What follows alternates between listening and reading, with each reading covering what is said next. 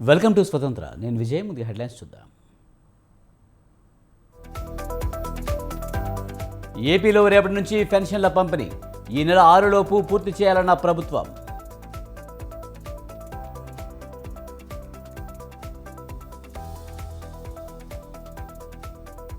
మంచి జరిగితే ఓటు వేయండి, వివక్ష లేని పాలన అందించామన్న జగన్.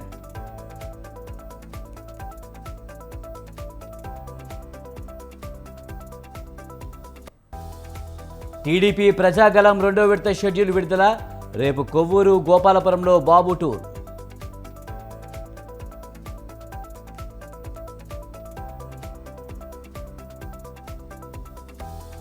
పిఠాపురంలో పవన్ ఎన్నికల ప్రచారం. ఇంటింటి ప్రచారం నిర్వహించిన జనసేనాని.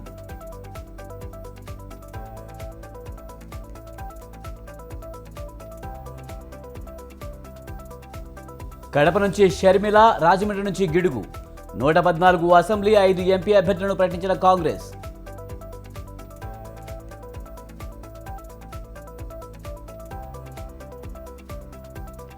రైతుల మీద కేసీఆర్ రాజకీయాలు చేస్తున్నారు. 10 ఏళ్ల పాలనలో 100 ఏళ్ల విధ్వంసం చేశారన్న రేవంత్.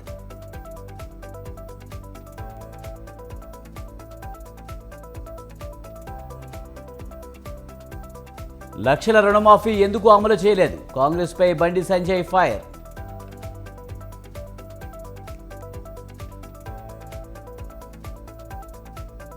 ఢిల్లీ లిక్కర్ స్కామ్లో కీలక పరిణామం. ఆప్ ఎంపీ సంజయ్ సింగ్కు బెయిలు.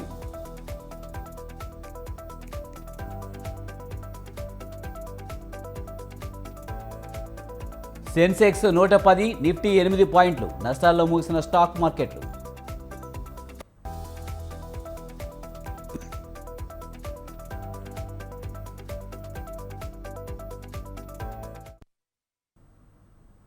కాంగ్రెస్ పాలనతో రాష్ట్రంలో కరువు వచ్చిందంటూ ఇటీవల కేసీఆర్ చేసిన వ్యాఖ్యలపై సీఎం రేవంత్ రెడ్డి ఆగ్రహం వ్యక్తం చేశారు. 80,000 పుస్తకాలు చదివిన కేసీఆర్కు వర్షాకాలం, చలికాలం ఎప్పుడొస్తుందో కూడా తెలియదని ఎద్దేవా చేశారు. కేసీఆర్ ప్రతి వారం బయటికి రావాలని, కాంగ్రెస్ ప్రభుత్వం ప్రతిపక్షాల గొంతు నొక్కదని చెప్పారు. మేడిగడ్డ ప్రాజెక్టు కాళేశ్వరానికి వెన్నెముకలాంటిదన్న సీఎం రేవంత్ రెడ్డి కేసీఆర్లా తాము కమిషన్ల దందా చేయడం లేదన్నారు. ఈ నెల 6న తుక్కుగూడలో కాంగ్రెస్ బహిరంగ సభకు సంబంధించి ఏర్పాట్లను సీఎం పరిశీలించారు. గతంలో 6 గ్యారెంటీలను తుక్కుగూడ సభలోనే ఇచ్చామని, వాటిలో 5 ఇప్పటికే అమలు చేశామని చెప్పారు.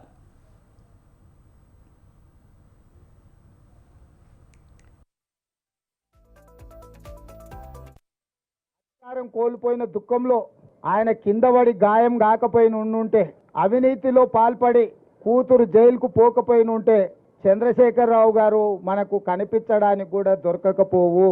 తుపాకీ గుండుకు అందకపోవు, దొంగకు దొరకకపోవు. కానీ ఆయన వ్యవహరించిన తీరు మాత్రం ఆక్షేపణీయము.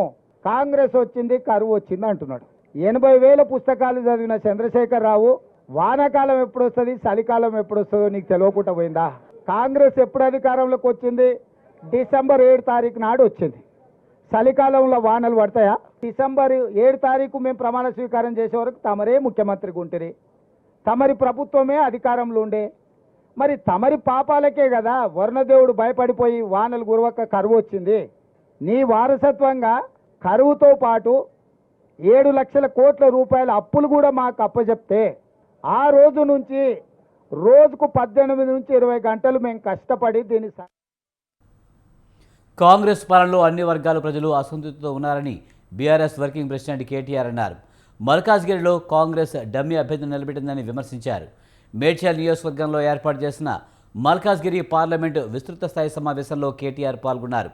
రాష్ట్రంలో నిజమైన సెక్యులర్ పార్టీ ఏదైనా ఉందా అంటే అది కేసీఆర్ నాయకత్వంలోని బీఆర్ఎస్ మాత్రమేనని చెప్పారు. పార్లమెంట్ ఎన్నికల తర్వాత కాంగ్రెస్ పార్టీలోకి ఫస్ట్ జంప్ అయ్యేది రేవంత్ రెడ్డి అన్నారు. రేవంత్ రెడ్డి గారి తత్వం ఎట్లుందంటే, ఆయన మంది పుట్టిన బిడ్డలు మా బిడ్డలు అని చెప్పుకునే బాపతు.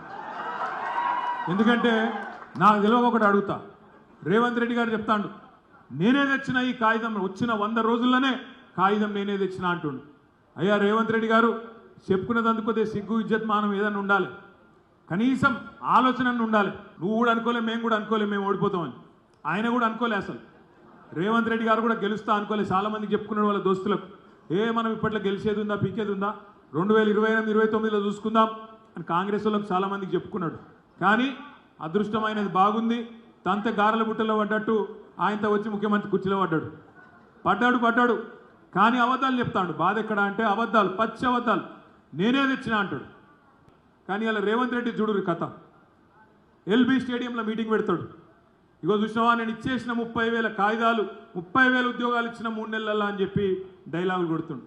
అన్న నాకు తెలియక అడుగుతా, పిల్లలు పుట్టాలంటే పెళ్లి కావాలి, సంసారం చేయాలి, అప్పుడే పిల్లలు పుడతారు కదనే. మరి నువ్వు వచ్చినాక ఇచ్చిన నోటిఫికేషన్లు ఎన్ని, నువ్వు వచ్చినాక పెట్టిన పరీక్షలు ఎన్ని, ఒక్కటి కూడా లేదు.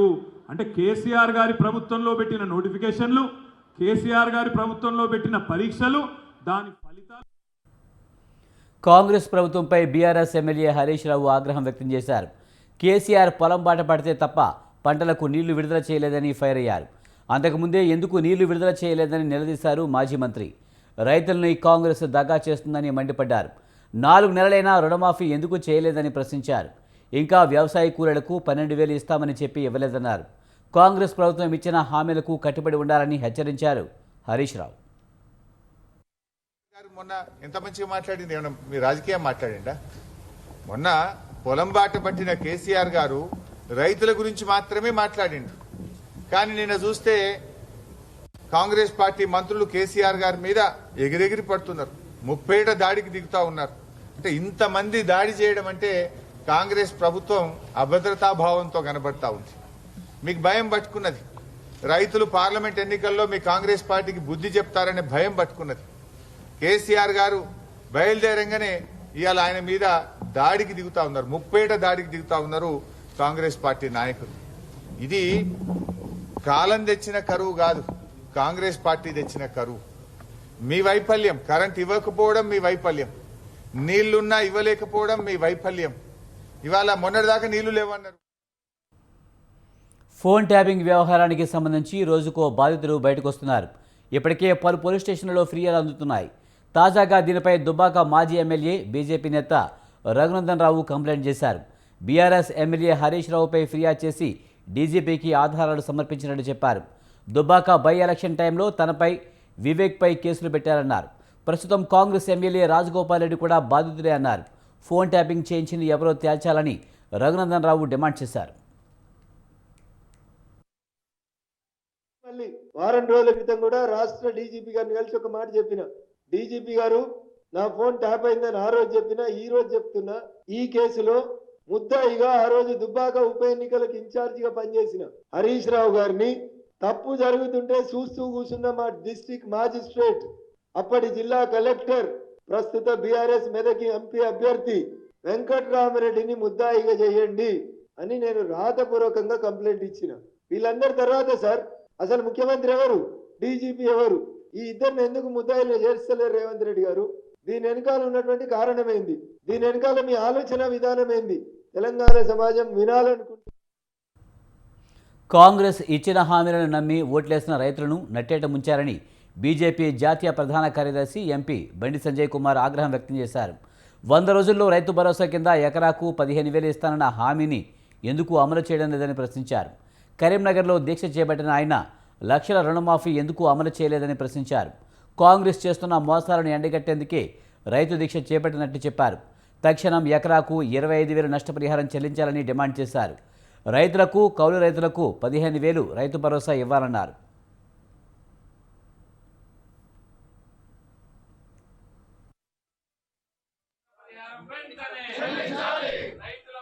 కరువు వస్తే ఏం చేయాలి? కరువు వస్తే చెల్లిస్తారా? కరువు వచ్చిందని రైతులు ఆదుకోవాలి. కరువు వచ్చినప్పుడు రైతులు నష్టపోతే ఆదుకోవాలని లేదా? పత్యాన్ని ఎవరు చూపెట్టాలి? పాకిస్తాన్ చూపెడతారా, బంగ్లాదేశ్ చూపెడతారా? కాంగ్రెస్ పార్టీ ప్రభుత్వం చూపెట్టాలి కదా. నరేంద్ర మోడీతో మాట్లాడి 6 గ్యారెంటీలు ఇచ్చారు. మీరు చెప్పండి. మాకు 500 రూపాయలు సబ్సిడీ ఇచ్చుడు మాకు చేత కాదు. 15,000 రూపాయలు రైతు భరోసా ఇచ్చుడు మాత్రం కానే కాదు. 2 లక్షల రుణమాఫీ మాకు కానే కాదు. 500 రూపాయలకు గ్యాస్ సిలిండర్ మాత్రం కానే కాదు. 200 రూపాయలు 200 యూనిట్ గ్యాస్ ఫ్రీ కరెంట్ మాత్రం కానే కాదు. ఈ 6 గ్యారెంటీలు అమలు చేసుడు మాకు చేత కాదు అని చెప్పి కాంగ్రెస్ పార్టీ నాయకులను వాళ్ళ ముఖ్యమంత్రి పేరుతోని కేంద్ర ప్రభుత్వానికి లేఖ రాయమని చెప్పండి, చేత లేఖ రాయమని చెప్పండి. నేమే పోయి నరేంద్ర మోడీ గారితో మాట్లాడి చేతగాని ప్రభుత్వం తెలంగాణ రాష్ట్రంలో ఏర్పడ్డది కాబట్టి తెలంగాణ రాష్ట్ర ప్రజలను మనం ఆదుకుందామని చెప్పి మాజీ మంత్రి ఎర్రబెల్లి దయాకర్రావుకి కాంగ్రెస్ నేత కడియం శ్రీహరి కౌంటర్ ఇచ్చారు. మనవరాలు వయసున్న అమ్మాయిపై ఓడిపోయినా ఇంకా అహంకారం తగ్గలేదని అన్నారు. ఇతర బీఆర్ఎస్ నేతలు పార్టీ మారినా పట్టించుకోవడం లేదని, తనపై మాత్రం సభ్యత లేకుండా ఆరోపణలు చేస్తున్నారని మండిపడ్డారు. ఇకనైనా మారాలని హితవు పలికారు.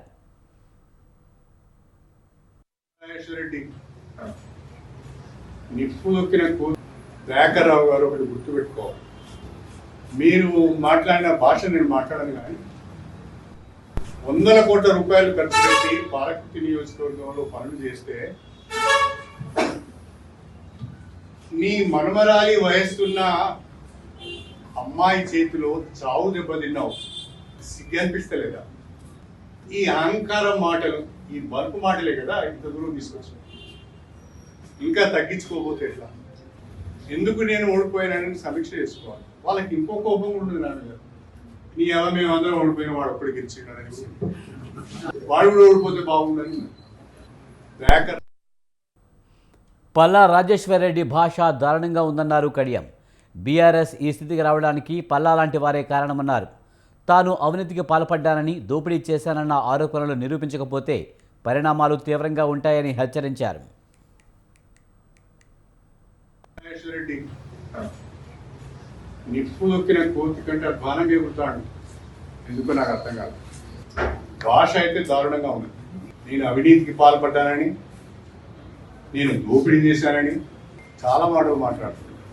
ఇలా కేసీఆర్ గారు భారత రాష్ట్ర సమితి ఈ స్థితికి రావడానికి, ఈ దుస్థితికి రావడానికి కారణం పల్లా రాజేశ్వరరెడ్డి లాంటి చీడ పురుగులు చేరి నాశనం చేశారు. తెల్లారు లేస్తే పక్కన ఉండి చెప్పుడు మాటలు, లేని కొన్ని మాటలు చెప్పి పార్టీని భ్రష్టు పట్టించారు. నేను అడుగుతున్నా పల్లా రాజేశ్వరరెడ్డి గారు, నా చరిత్ర అంతా బయట పెడతా అన్నాడు, నా దోపిడీ అంతా బయట పెడతా. రాజేశ్వరరెడ్డి గారు అది ఎన్నికలకు ముందు చేస్తే మీకు ఉపయోగపడుతుంది. నేను ఎక్కడ తప్పు చేశాను, ఎక్కడ దోపిడీ చేశాను, ఎక్కడ భూ కబ్జాలు చేశాను, ఎవరి దగ్గర డబ్బులు తీసుకున్నానో మీరు ఒకసారి చెప్తే అది నీకు ఉపయోగపడుతుంది. అది చెప్పలేదనుకో, నువ్వు చేసిన ఆరోపణల పైన ఆధారాలతో బయటికి రాలేదనుకో, నీ బట్టలు తీసి జనగామ చౌరస్తాలో నిలబెట్టడం మాత్రం ఖాయం. ఇక పల్లా రాజేశ్వరరెడ్డి 5 బీఆర్ఎస్ను వీడితే పార్టీకి నష్టం లేదన్నారు మాజీ మంత్రి మల్లారెడ్డి.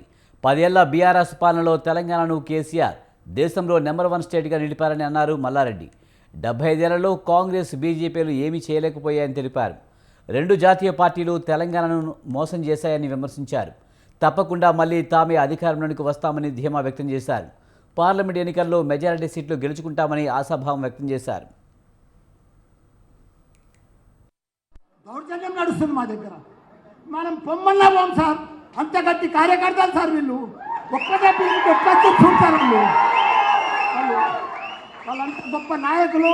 కానీ మనం వచ్చినట్టు కాదు, మనం పట్టుబట్టియాలి. మన రాగిని లక్ష్మారెడ్డిని భారీ మెజార్టీతో గెలిపియాలి. భారీ మెజార్టీ. ఎవరికి క్యాడర్ లేదు, లీడర్ లేదు, నాయకులు లేరు, ఓటర్స్ లేరు. బీజేపీకి కానీ కాంగ్రెస్కి కానీ ఓటర్స్ అంటే, క్యాడర్స్ అంటే. బీజేఎల్పీ నేత ఏలేటి మహేశ్వరరెడ్డి మరోసారి సంచలన వ్యాఖ్యలు చేశారు. కాంగ్రెస్ మంత్రులు ట్యాక్సుల పేరుతో వసూలుకు పాల్పడుతున్నారని ఆరోపించారు. కాంగ్రెస్ ప్రభుత్వం బిల్లుల క్లియరెన్స్ కోసం బీ ట్యాక్స్ వసూలు చేస్తున్నారని ఆరోపించారు. BJP MLA Aleti Maheshwar Reddy B tax పేరుతో 8 నుంచి 9% కమిషన్ తీసుకుంటున్నారన్నారు. ఎన్ని రోజులు ఉంటామో తెలియదన్నట్టు కాంగ్రెస్ మంత్రులు దోపిడీకి తెగబడ్డారని ఫైర్ అయ్యారు.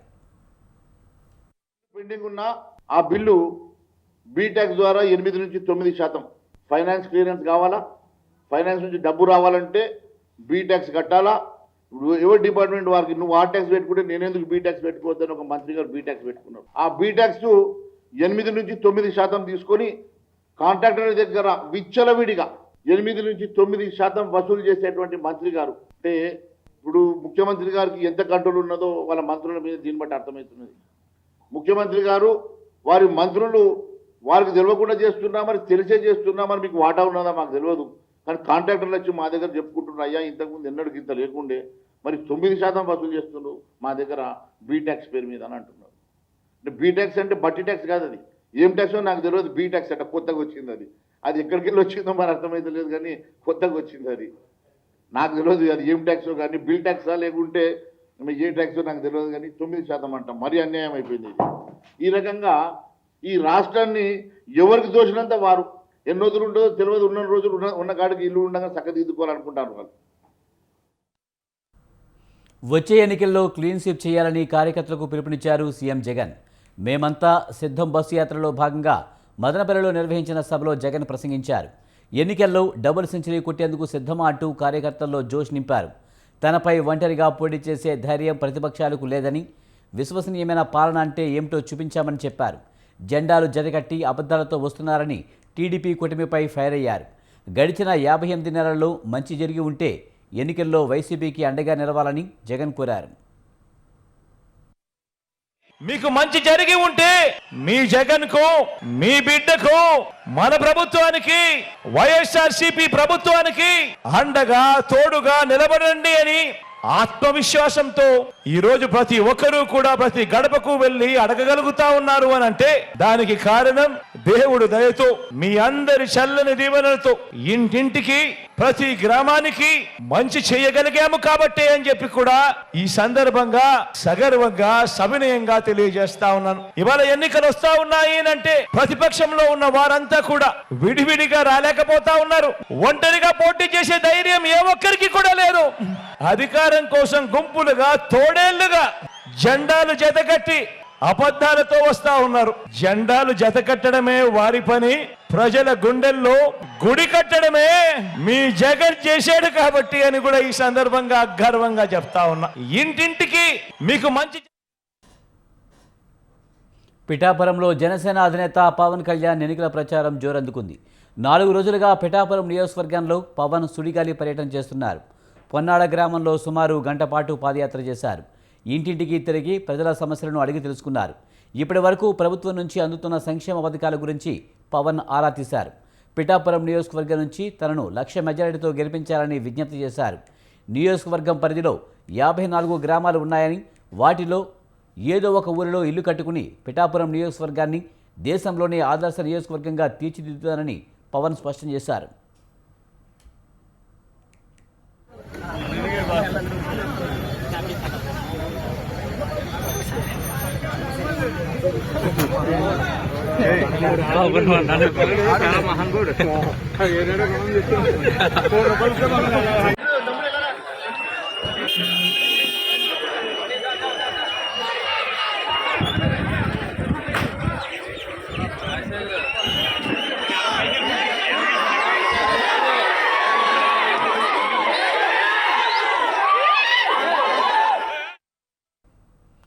ఏపీ కాంగ్రెస్ అభ్యర్థుల తొలి జాబితా విడుదలైంది. ఏపీసీసీ చీఫ్ వైఎస్ షర్మిల అభ్యర్థుల జాబితాను విడుదల చేశారు. మొత్తం 114 అసెంబ్లీ, 5 లోక్సభ నియోజకవర్గాల అభ్యర్థులను ప్రకటించారు. కడప లోక్సభ బరిలో వైఎస్ షర్మిల పోటీ చేయనున్నారు. కాకినాడ, బాపట్ల నుంచి కేంద్ర మాజీ మంత్రులు పల్లం రాజు, జేడీ శీలం, రాజమహేంద్రవరం నుంచి పీసీసీ మాజీ అధ్యక్షుడు గిడుగు రుద్రరాజు బరిలోకి దిగనున్నారు.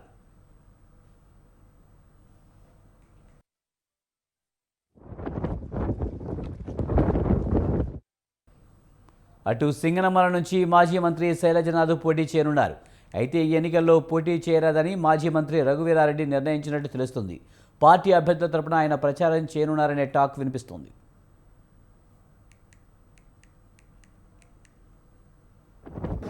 విషయాలని పక్కన పెడితే ఈరోజు కాంగ్రెస్ పార్టీ తరఫున కడప ఎంపీ అభ్యర్థిగా నేను రాజశేఖర రెడ్డి బిడ్డను వైఎస్ షర్మిలారెడ్డి కాంగ్రెస్ పార్టీ అభ్యర్థిగా, ఎంపీ అభ్యర్థిగా నేను నిలబడబోతున్నాను. ఈ నిర్ణయం తీసుకోవడం నాకు సులువైంది కాదు. ఈ నిర్ణయం నా కుటుంబాన్ని నిలువున చీలుస్తుంది అని తెలిసి కూడా తీసుకున్న నిర్ణయం. ఈ నిర్ణయం వల్ల రాజశేఖర రెడ్డి గారి అభిమానులు ఎంతోమంది ఏ వైపు వెళ్ళాలో, ఏం చేయాలో తోచని స్థితిలో ఉంటారు అని తెలిసే తీసుకున్న నిర్ణయం. కానీ ఈ నిర్ణయం తీసుకోవడం. ఏపీ సీఎం జగన్పై టీడీపీ నేత బోండా ఉమా ఫైర్ అయ్యారు. డోర్ టు డోర్ పెన్షన్ ఇవ్వమని ఆదేశాలు ఎందుకు ఇవ్వడం లేదని జగన్ నిలదీశారు. రేపు ప్రభుత్వం మళ్ళీ తమదే వస్తుందని, తాము చెప్పినట్టు చేయకపోతే పరిణామాలు తీవ్రంగా ఉంటాయని అధికారులను బెదిరిస్తున్నట్లు ఉమా వివరించారు. పింఛన్దారులందరికీ ఇంటి దగ్గరికి ఇవ్వమని ఎందుకు నువ్వు స్పష్టమైన ఆదేశాలు ఇవ్వటం లేదు అని ముఖ్యమంత్రిని ప్రశ్నిస్తా ఉన్నాం. వదిలిపెట్టం జగన్ రెడ్డి. నిన్ను ఇంటి వద్దకే గతంలో పింఛన్ ఇచ్చే వరకు తెలుగుదేశం పార్టీ కానీ, ప్రతిపక్షాలు కానీ, జనసేన కానీ, బీజేపీ కానీ ఎవరూ కూడా ఈ కూటమి ఎన్డీఏ కూటమి నిన్ను వదిలిపెట్టదు. ప్రభుత్వం రేపు నాదే వస్తుంది. నేను చెప్పినట్టు చేయండి, నేను చెప్పినట్టే జరగాలి అని చెప్పి బెదిరిస్తున్నాడు, బ్లాక్మెయిల్ చేస్తున్నాడు అధికారుల్ని. అంటే మేము అడుగుతా ఉన్నాం, నువ్వు ముఖ్యమంత్రి, ఆపద్ధరం ముఖ్యమంత్రివైనా నువ్వు ఇంకా నీకు 40 రోజులు నువ్వు ఆపద్ధరం ముఖ్యమంత్రిగా కొనసాగుతావు. నువ్వు స్పష్టమైన ఆదేశాలు ఎందుకు ఇవ్వటం లేదు Jagan Reddy? Door to door పింఛన్లు ఇవ్వమని, పింఛన్దారులందరికీ ఇంటి దగ్గరికి ఇవ్వమని ఎందుకు నువ్వు స్పష్టమైన ఆదేశాలు ఇవ్వటం లేదు అని ముఖ్యమంత్రిని ప్రశ్నిస్తా ఉన్నాం. పెన్షన్ల పంపిణీ ఆలస్యానికి జగన్ సర్కార్ అధికార యంత్రాంగమే బాధ్యత వహించాలన్నారు సిపిఐ రాష్ట్ర కార్యదర్శి రామకృష్ణ. పెన్షన్ల పంపిణీలో వాలంటీర్లను వినియోగించరాదని కేంద్ర ఎన్నికల సంఘం ఆదేశించిందని తెలిపారు. ఏపీలో 1,25,000 మందికి పైగా సచివాలయ సిబ్బంది ఉండగా 66 లక్షల మందికి పెన్షన్లు సకాలంలో ఎందుకు ఇవ్వడం లేదని ప్రశ్నించారు. పెన్షన్ల పంపిణీపై అధికార వైసీపీ కుట్రపూర్తంగా వ్యవహరిస్తుందని విమర్శించారు.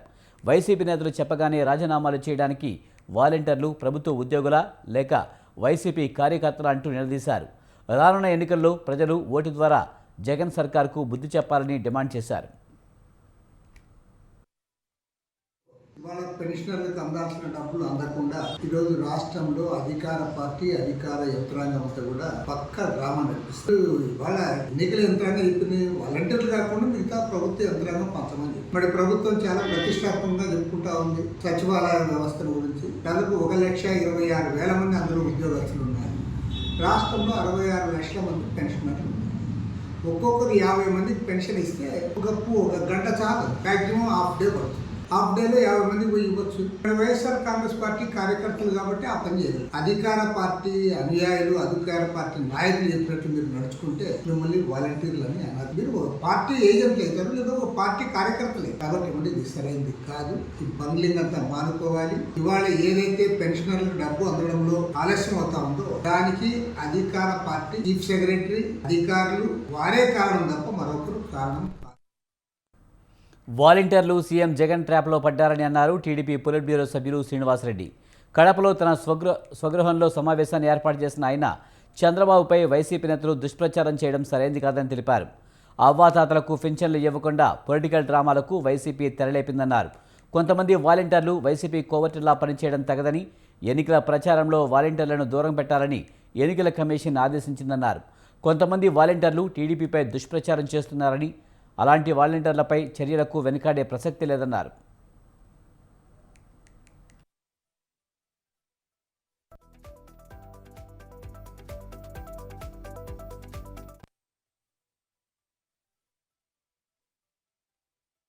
మాకు అనుమానం వస్తూ ఉంది, ఈ ప్రభుత్వం, ఈ జగన్మోహన్ రెడ్డి గారే రాజ్యాంగ వ్యవస్థల ద్వారా ఇన్ఫ్లుయెన్స్ చేసి పెన్షన్లు ఏదైతే వాలంటీర్లు ఉన్నారో వాళ్ళ ద్వారా పంచనీయకుండా చేసినాడు ఈయనే. ఈ జగన్మోహన్ రెడ్డి గారే కుట్రదారుడు. దాంట్లో చేసి ఆ బురదంతా కూడా తెలుగుదేశం పార్టీ మీద చల్లాలని ప్రయత్నం చేస్తూ ఉన్నాడు. మీరు అధికారంలో ఉన్నారయ్యా, మీకు నెల నెల పెన్షన్ ఇచ్చిన వాళ్ళు 1 నెల ఎందుకు ఇవ్వలేకపోతుంటారు? ఏమిటి వైఫల్యం ఎవరిది? మీ ప్రభుత్వంలో అధికారంలో ఉన్నారు, మీ వైఫల్యం అది. ఎన్నికల సంఘం ఆదేశాలు, ఎన్నికల సంఘం కండిషన్స్ అని చెప్పి, నిబంధనలు అని చెప్పి ఎగరగొడతారా? ఖజానాన్ని ఖాళీ చేస్తావా? నీతో నీ బంధువర్గం, నీ అనుచర వర్గం, కాంట్రాక్టర్లకు బిల్లులు ఇచ్చేదానికి నీకు నిబంధనలు వర్తించవు. ఎన్నికల నిబంధనలు, పెన్షన్లు ఇచ్చేదానికి ఎన్నికల నిబంధనలు పనిచేస్తాయా? అది తెలుగుదేశం పార్టీ మీద బురద జల్లేదానికి ప్రయత్నం చేస్తారా? ఈరోజు ఎన్నికల కోడ్ వచ్చింది. ఢిల్లీ లిక్కర్ స్కామ్ కేసులో ఆమ్ ఆద్మీ పార్టీ ఎంపీ సంజయ్ సింగ్కు సుప్రీంకోర్టులో భారీ ఊరట లభించింది. మనీ లాండరింగ్ కేసులో అరెస్ట్ అయి జైలు పాలైన సంజయ్ సింగ్కు సుప్రీంకోర్టు బెయిల్ మంజూరు చేసింది. లిక్కర్ స్కామ్ విచారణ ముగిసే వరకు సంజయ్ సింగ్కు బెయిల్ మంజూరు చేస్తున్నట్లు ప్రకటించింది. ఈ సందర్భంగా దర్యాప్తు సంస్థ ఈడీపై సుప్రీం ధర్మాసనం ఆగ్రహం వ్యక్తం చేసింది. సంజయ్ సింగ్ వద్ద ఒక పైసా కూడా లభించినప్పుడు 6 నెలలుగా జైలులో ఎలా ఉంచుతారని ఈడీని ప్రశ్నించింది. సంజయ్ సింగ్పై ఎలాంటి ఆంక్షలు విధించవద్దని తెలిపింది. లోక్సభ ఎన్నికల ప్రచారంలో కూడా ఆయన పాల్గొనవచ్చునని పేర్కొంది.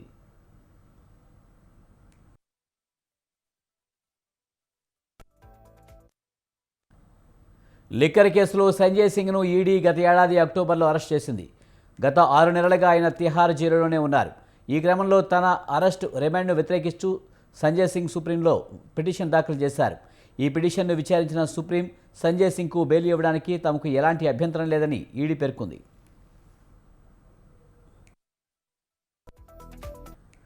ప్రముఖ విమానయాన సంస్థ విస్తారాను పైలట్ల కొరత పట్టిపీడిస్తుంది. సిబ్బంది లేమితో నిన్న 50 విమానాలను రద్దు కాగా తాజాగా మరో 38 విమానాలు క్యాన్సిల్ అయ్యాయి. ఉదయం వివిధ ప్రధాన నగరాల నుంచి బయలుదేరాల్సిన విమానాలను రద్దు చేశారు. ఇందులో ముంబై నుంచి టేకాఫ్ కావలసిన 15 విమానాలు, ఢిల్లీ నుంచి 12, బెంగళూరు నుంచి బయలుదేరాల్సిన 11 విమానాలు ఉన్నాయి. కాగా సోమవారం 50 విమానాలను రద్దవగా మరో 160 సర్వీసులు ఆలస్యంగా నడిచాయి.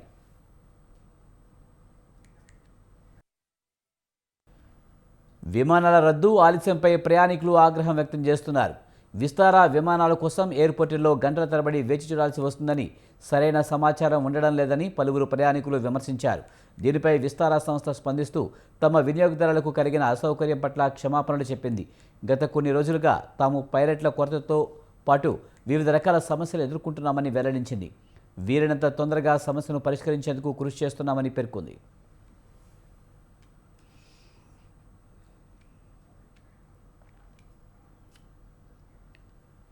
ఇవి బులెటిన్ విశేషాలు. చూస్తూనే ఉండండి స్వతంత్ర.